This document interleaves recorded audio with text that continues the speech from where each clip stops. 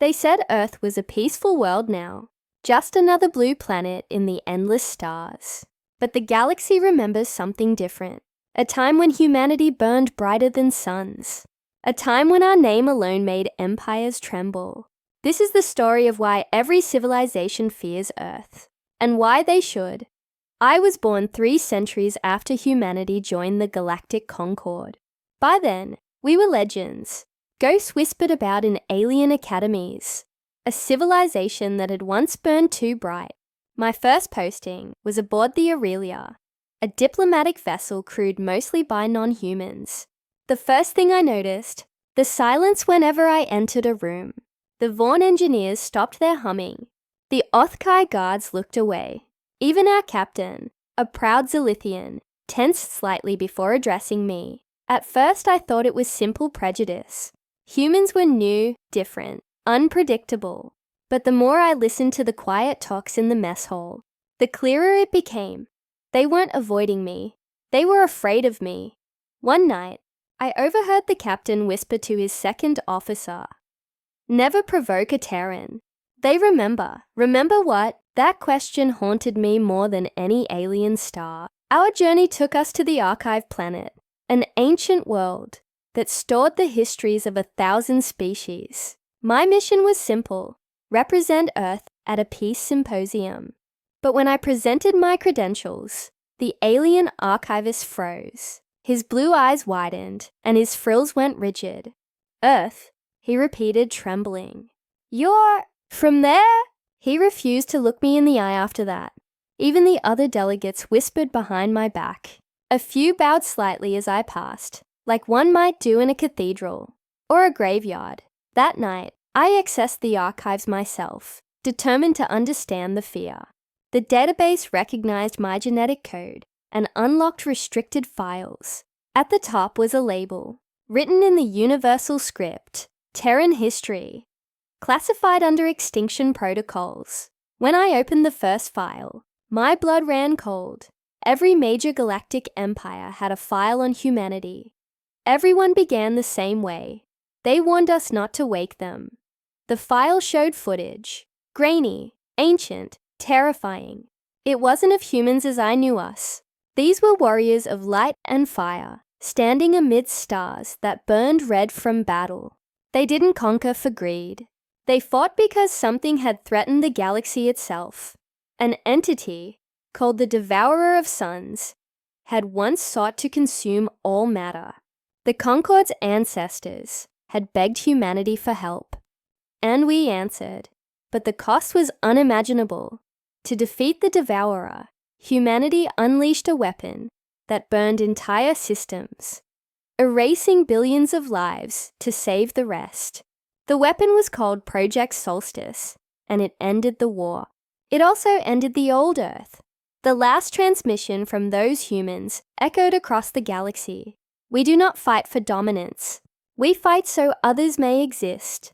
Remember this. Fear us only if you forget why we fought. Then, they vanished.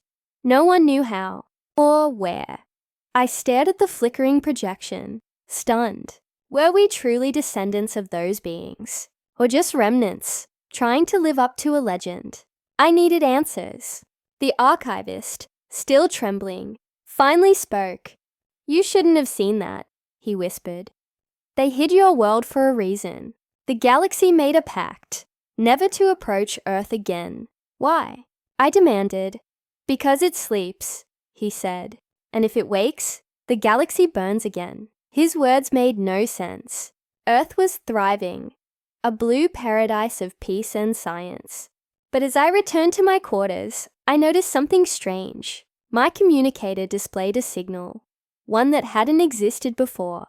"Tai, encrypted message. We remember." I traced the signal to an abandoned Terran outpost on the far side of the Orion Rift. My captain refused to take the ship there. "That region is forbidden," he warned. "No species enters and returns." So I went alone. When I landed, I found ruins, ancient, yet humming with faint power, and in the heart of the outpost stood a figure of light. It looked human. "You came," it said softly. We've been waiting, I realized then.